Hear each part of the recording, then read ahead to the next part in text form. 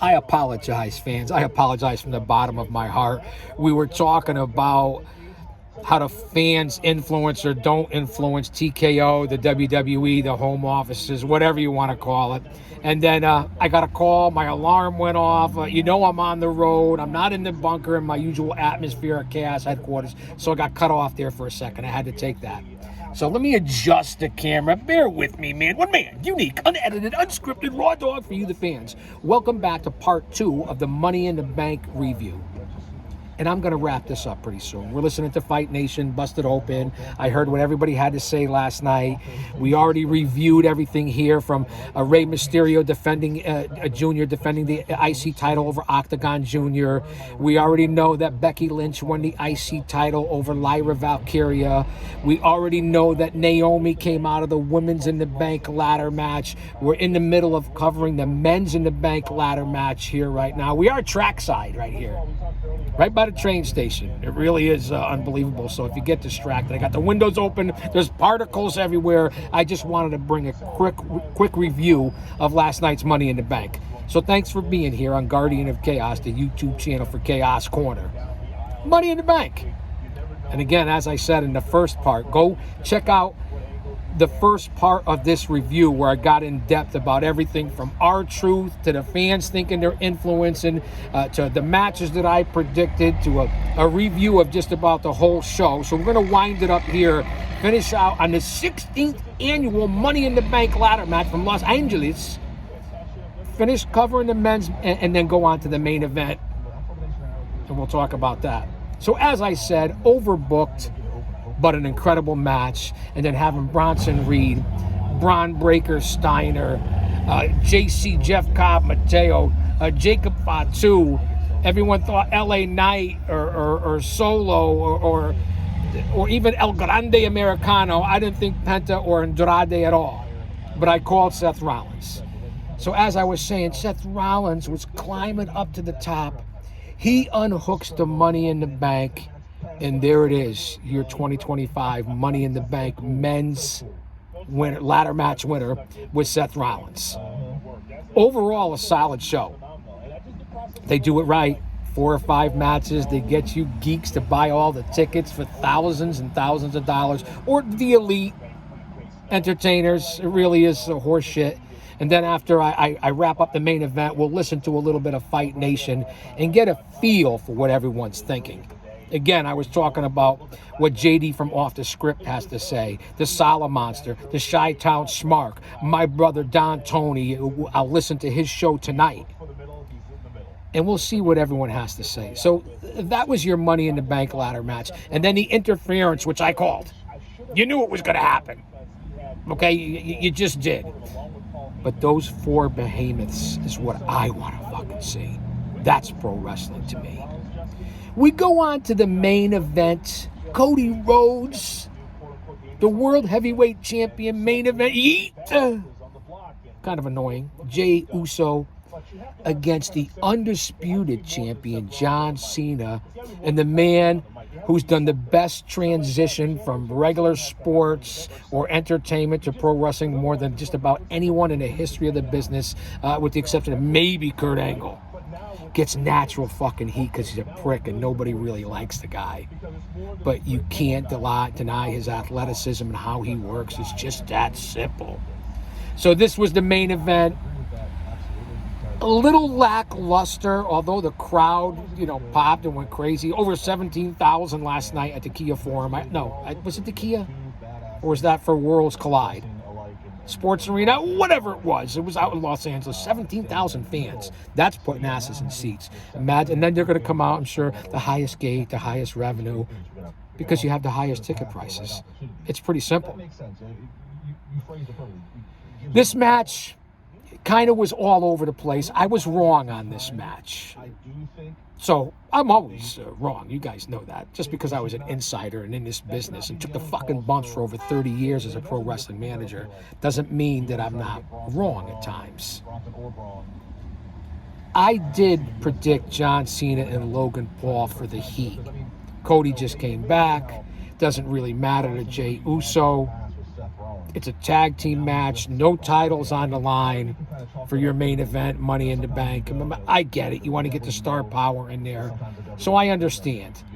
The bottom line is, as my Spanish-speaking friends would say, I was el wrongo on the outcome. Cody Rhodes and Jey Uso went over on Logan Paul and John Cena. Pretty simple. I'm sure there's a lot of people that expected that Roman Reigns was going to show up last night. The tribal chief was going to come in and interrupt somehow. Now, I'll go back and I'll check out some of Money in the Bank later on today after I get back from the road trip. A lot of errands to run. I love taking you guys on the road. I'll go back and check out a little Worlds Collide. I might even do a review on that. But overall, Money in the Bank started at 7 p.m. Eastern Standard Time, was just about done by 10 p.m. 5 matches compared to AEW, which goes, 5.5, 6 hours with pre and post show. Anywhere from 10 to 13 matches. What a difference in the product. Let me know what you guys think in the comment section, in the live premiere chat. Drop an elbow on that like button, share, subscribe. Thank you to my mods, Austin Nance and the OTS Tribal Queen, for holding it down, keeping it real, and maintaining here on the network.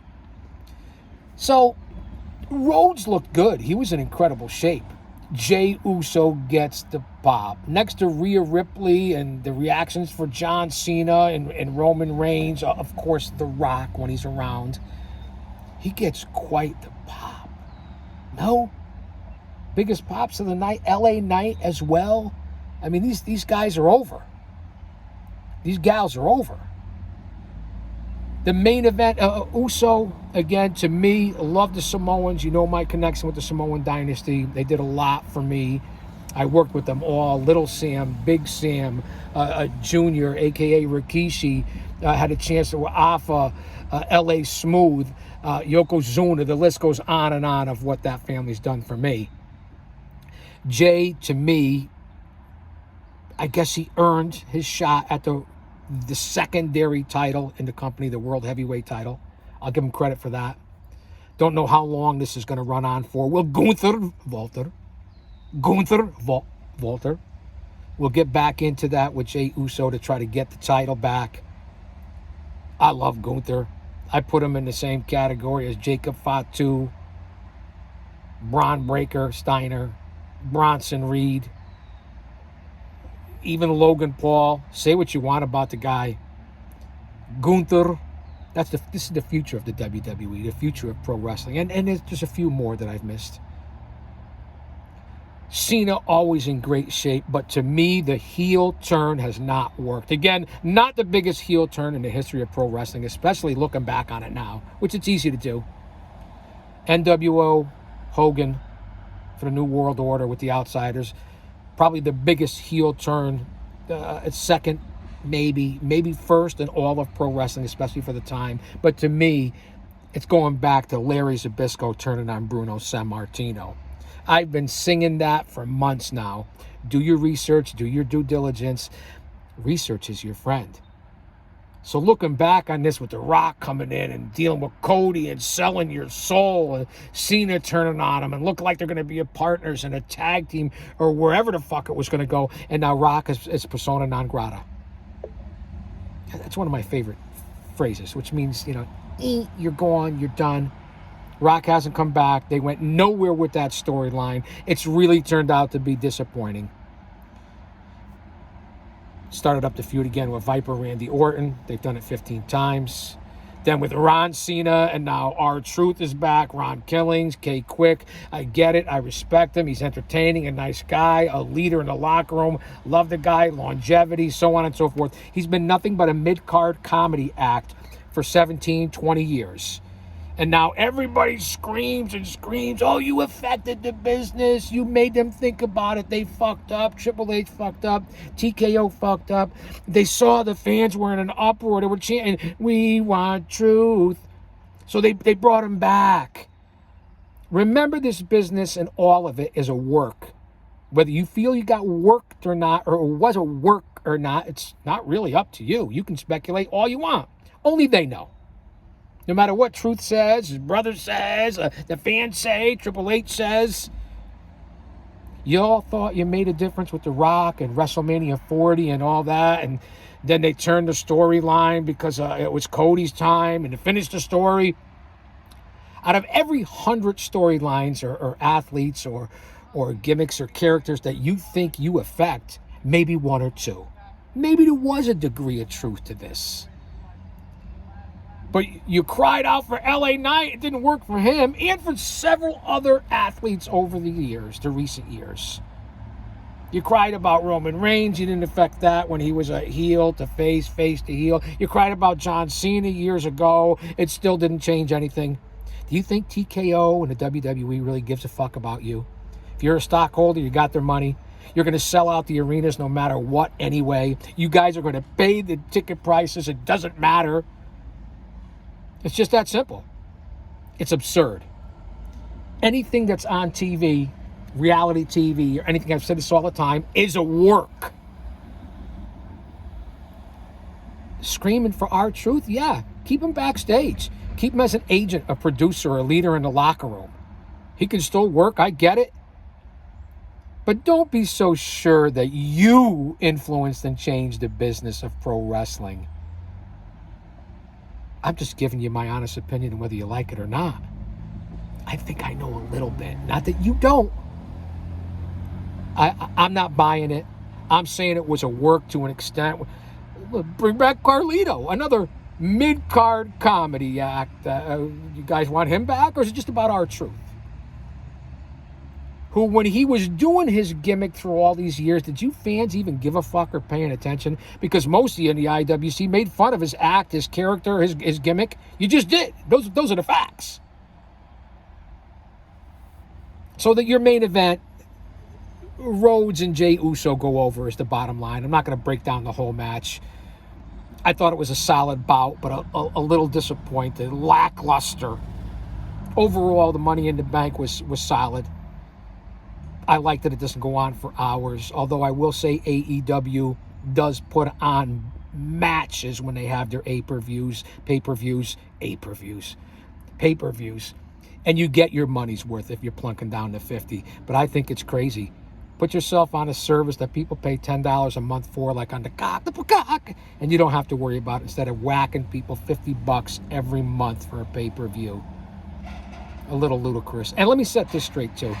For all the people that came at me over the weekend and last week and all during the week, TNA Impact, how could you say they're not number 2 or 3 in the IWC? Oh, chaos, TNA. TNA Impact had 2 shows this past weekend, whether they announced the card or not, where they only sold about 1,000 or 1,500 tickets. They may have sold up to 2,000 or 2,500 tickets, somewhere thereabouts, for 2 big shows over the weekend combined. So to me, WWE, AEW, CMLL, AAA, maybe New Japan. I won't say at this point Ring of Honor or MLW or the NWA are on par with TNA, but TNA Impact will be lucky if they're the 3rd or 4th company in promotions, which isn't a bad place to be. But let's not get crazy with the whole little back and forth with WWE, TNA. They're on the rise. They're a number 2 company beating out AEW. Let's go by talent, roster, ticket sales, merch, storylines. TNA is not it. They're just not. And if you really want to get down to it, Ring of Honor has more money and more influence to an extent. And you guys are going to talk about Rev Pro, Maple Leaf Wrestling. They're independent fucking companies. No different than anybody else. That's my honest opinion, because I give you the good, the bad, and the ugly on this channel. So that's what we have for Money in the Bank. And I'll repeat it again. Go back and I did a 30-minute review of Money in the Bank up until we got to the main event before I had to take these calls. I can't thank you guys and gals enough for being here. This is a much-needed distraction and temporary stress reliever for me. Thank you for everyone that's reached out to me, whether it be text, inbox, email. I greatly appreciate it. It means a lot to me. This channel will continue to survive, and I'll continue to do this out of love, motivation, and passion. Whether you're here or not here, this is what I do. Check out my recent upload, an hour show and a total review of the movie Queen of the Ring, based on a true story of ladies grappler, pro wrestler Mildred Burke. You're not going to want to miss my review. You're not going to want to miss that movie. It was incredible in the era that it was shot in the 50s. Not only that, Camille is in it. Toni Storm is in it. Naomi, Dr. Britt Baker, Mickey James, and James Cornette. Corny, if you will. A solid movie. It couldn't have been any more impressive as far as the genre and pro wrestling movies and based on a true story. And I mean that. So go out and check out my review. You won't regret it. Check out the movie. You won't regret it.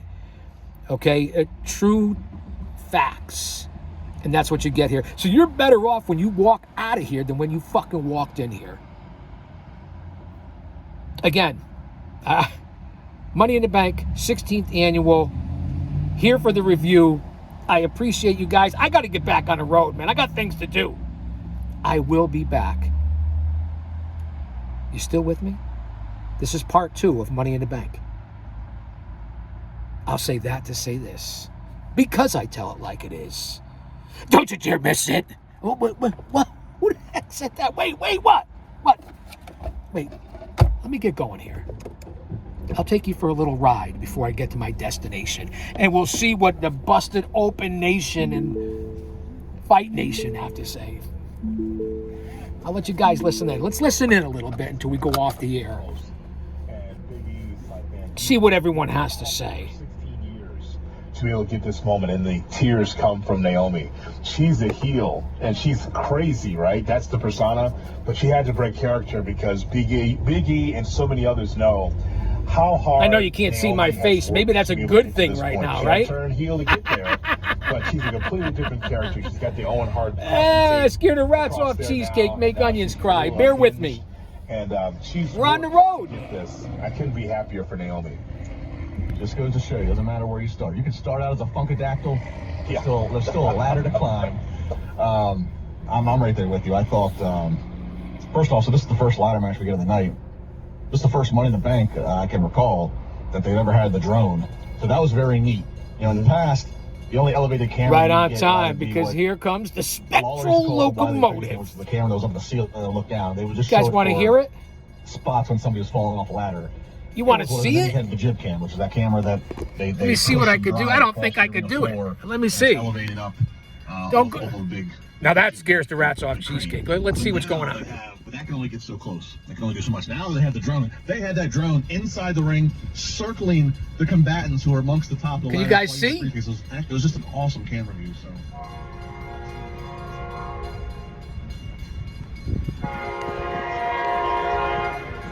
Hopefully you can see this. Here we go.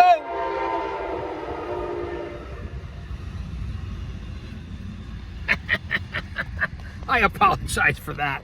Hey, thank God this is a handheld. Thank God in general. Because if he's for us, no one could be against us. Stay mentally, emotionally, physically, and spiritually fit. So now she gets to continue her dubious ways, her all right, let's roll. Ways, her shady doings continue in this presentation. She has the alternative rock music. She's got the caution tape. I love this Naomi. Long overdue. Happy it's being done. I think the right call, because again, you look at the rest of the all the rules of the road. I'm paying attention. The two most popular. Come along for the ride. Chaos on the road. On the road again. I can't wait to get on the road again. Because, Lord, I was born a rambling man, trying to make a living and doing the best I can. When it's time for leaving, I hope you'll understand that I was born a rambling man. My choice was definitely fair. I think before because she lost the championship so suddenly in NXT. It was like, well, what's going on here? But listen, they all have bright futures in WWE. A bright presence, but also bright futures in WWE. All of the women that are involved in Money in the Bank ladder match. If you're on hold, you will be on the air. 877-344-4893. 877-593 is our phone number. We will turn to the nation. Finding out your thoughts about Money in the Bank is still to come. We talk about the AAA show that took place in LA as well. It's all part of the mix on the Sunday edition of Busted Open. That AAA show, as I said, when Worlds Collide, was fantastic. I'm going to come back and try to do a review. Guys, stay tuned to the channel. Turn on all the notifications. As I said, subscribe. Go back and check out part 1 of this review. Go back and check out the Queen of the Ring review. And the over 5,000 videos on this channel, 1.5 million total views. Check out the playlist. You guys won't regret it. Entertainment personified here on the channel, an extravaganza, a bonanza. Come on back, man.